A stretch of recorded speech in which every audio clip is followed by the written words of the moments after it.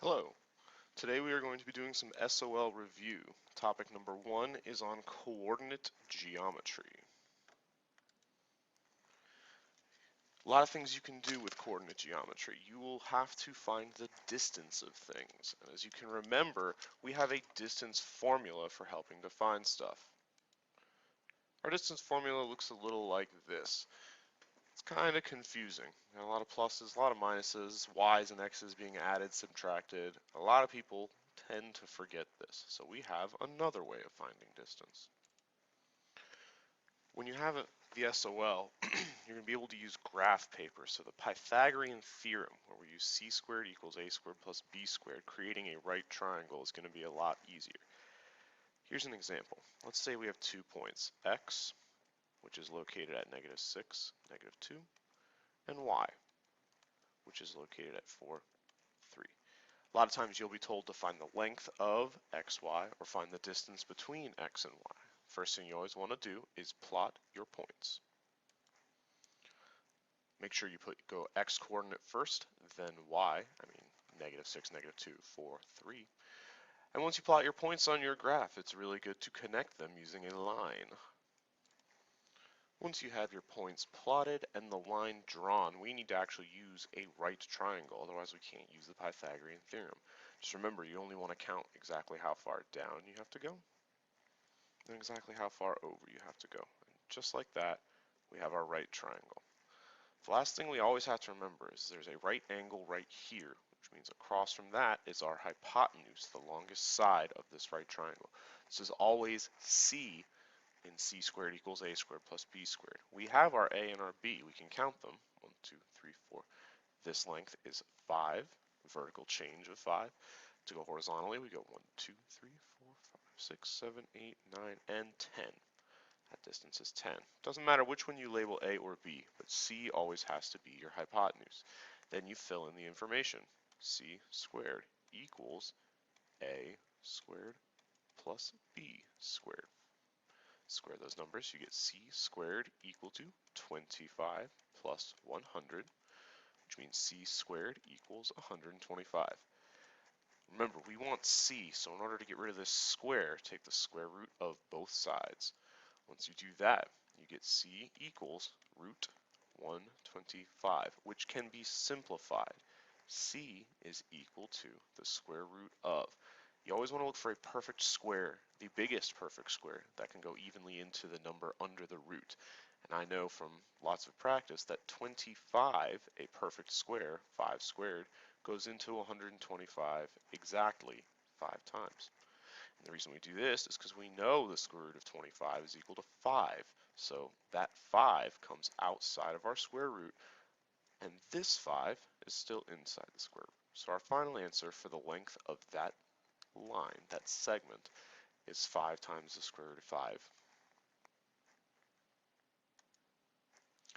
You can also be asked to find the midpoint, and again, we have a formula for this. And your formula looks a little bit like this. But again, with the SOL, we're going to be given graph paper. Let's use it. We don't necessarily need to use this formula. Yes, this is the way you were taught. Yes, this is the math way to do it. But you can always graph it. Watch this. If we have 2 points, let's call it R, -2, 3, and S, 5, 3. Let's change that to 5, -3. We'll make this a little more exciting. So -2, 3, and 5, -3. You'll be asked to find M, your midpoint. You got 2 points, you got some graph paper, plot your points. Notice I always label my endpoint. It's nice to know, it doesn't matter necessarily for this problem, but it's nice to know where you labeled your points, because sometimes you'll need to know exactly where R is or exactly where S is.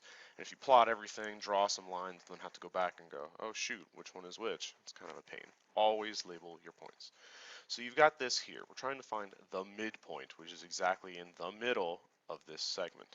This might look like I'm setting up the Pythagorean theorem, but I'm going to be doing something different. To find the midpoint, that's exactly halfway in between here and exactly halfway in between here. And if we find the exact halfway point and follow it, we should be able to find where exactly the midpoint is. So I noticed to go from R to S, there's a vertical change, a distance of 6 blocks that you go, and you go over 7. So, if you go down 6 and over 7, down 6 is the entire way. If you take that distance of 6 and cut it in half, you'll get 3.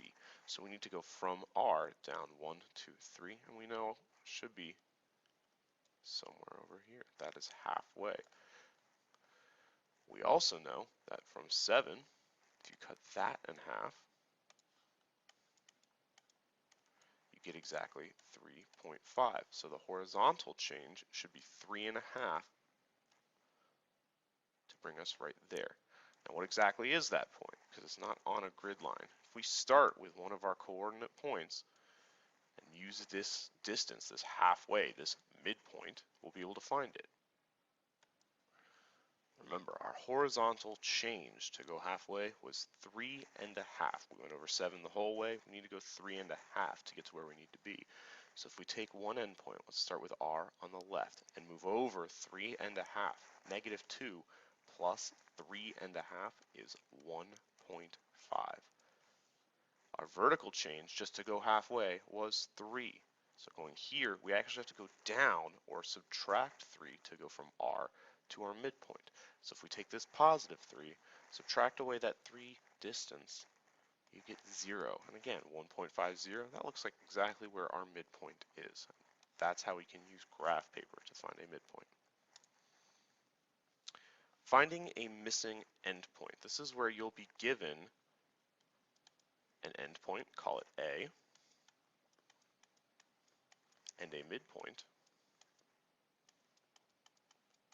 and be asked to find the other endpoint. In this example, we'll find out where B is located. Take a minute, plot your points. Once you have your points plotted, think for a second. This is one endpoint. This is our midpoint. We know we're going to be going in this direction, and our other endpoint has to be somewhere over here because this is halfway. Well, just like before, let's take a look at how far we go up and over. Doesn't matter which way we count first, to figure out how to get to our midpoint. So if we had to go up 1, 2, 3, 4 and over 1, 2, 3, 4, 5, that is our halfway distance, 4 and 5. If we repeat the same pattern up 1, 2, 3, 4 over 1, 2, 3, 4, 5, you'll end up right here. And if it took this far to go halfway, it'll take that far again to move the other half. So our B is right here, located at the point 1, 2, 3, 4, 5, 2. It's that easy. Graph paper is your best friend when you have the opportunity to use it. A couple of quick things. I'm going to run over how to do stuff the math way, and then I'm going to show you the SOL way. Ooh. So, when you're trying to do things with parallel and perpendicular slopes, there's a couple of basic things you always have to do. The first thing you want to do is find the starting slope, or your original slope. This original or starting slope could be given to you a couple of different ways. You might be given 2 points and be asked to use the slope formula.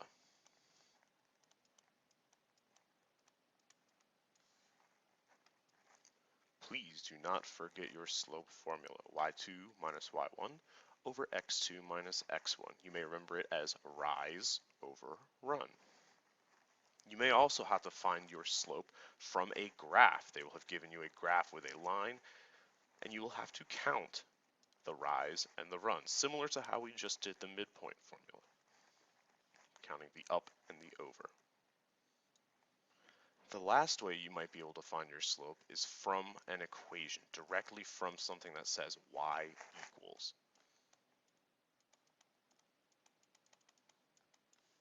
And if you remember, a lot of times we like working with y equals mx plus b. M and b will be numbers, but this is slope-intercept form. We call it that because your slope will be right here, the m. If you don't have it in slope-intercept form, rearrange it, solve for y, get everything else to the other side, and then your slope will be right here, the number multiplying x.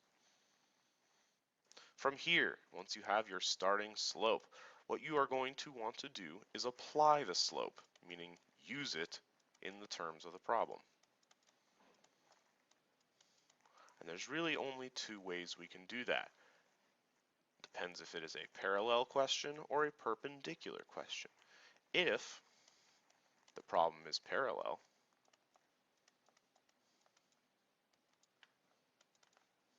remember, parallel lines have the same slopes.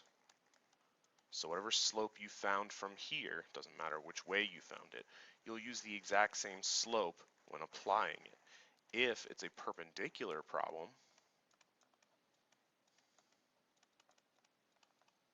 we will have to manipulate that slope. It will be the opposite reciprocal slope.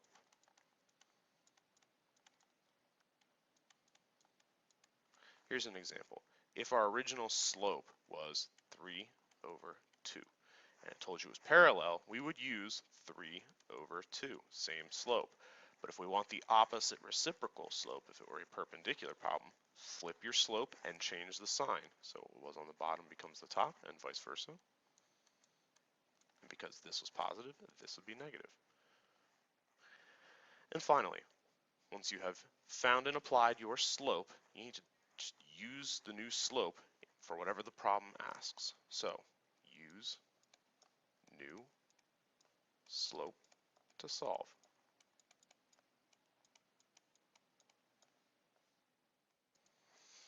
And there are a lot of ways they can make you use the slope that you found. You may have to take and plot points on a graph. You may have to find a coordinate or one of the pieces of a coordinate, meaning an x or y value. You might also have to select from a list of equations of lines that may be parallel or perpendicular. Well, this can vary a lot, but if you follow the basic steps the mathematical way, you will always get there. Now, like I told you, this is the math way. This is the way you were taught earlier. But again, we're going to teach you the SOL way. Ready? It's called a ruler.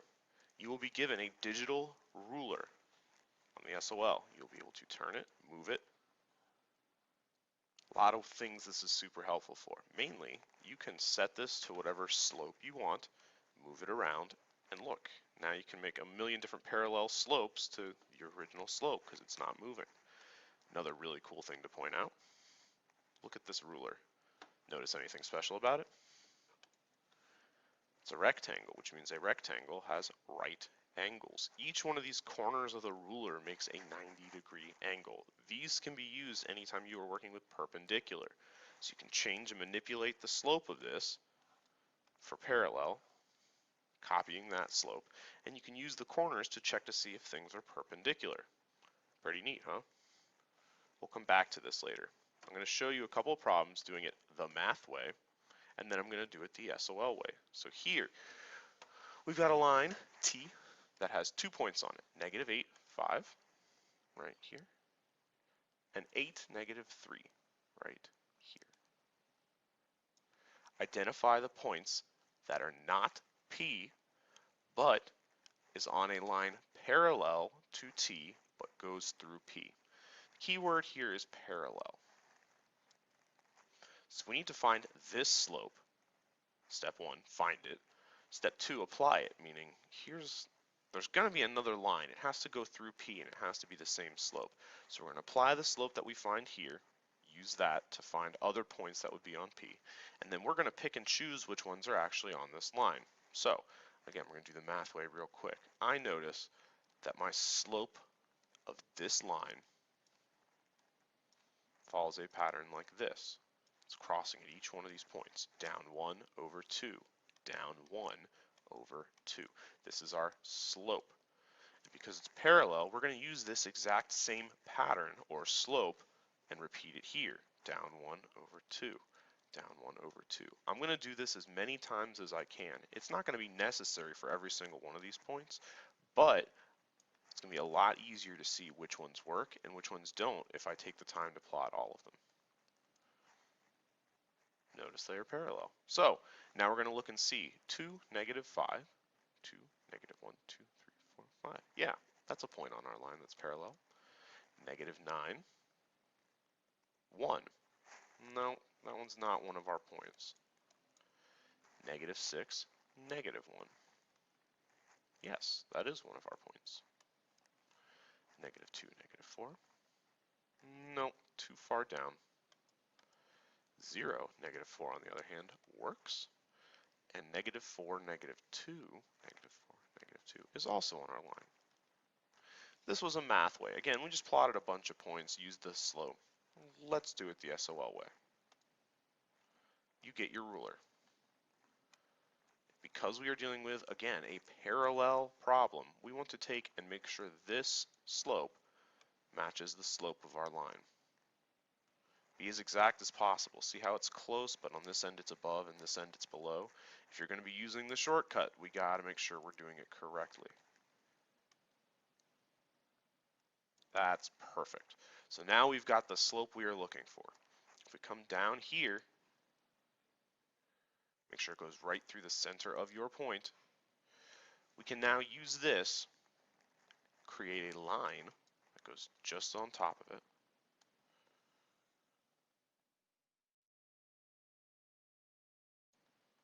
Move our ruler away.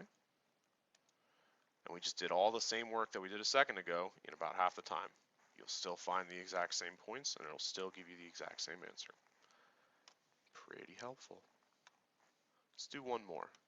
The SOL loves these kinds of problems. The slope of a line is negative 2. You are given two coordinates. Well, it looks like two coordinates, but you're missing a y value of one of the coordinates. We need to find what that y value is so that AB is perpendicular to that line. I see a really important word here, perpendicular. I'm going to underline that and come back to it later. I also see that we have a slope already given to us. We will use that soon. This is our slope, negative 2. This is our starting slope.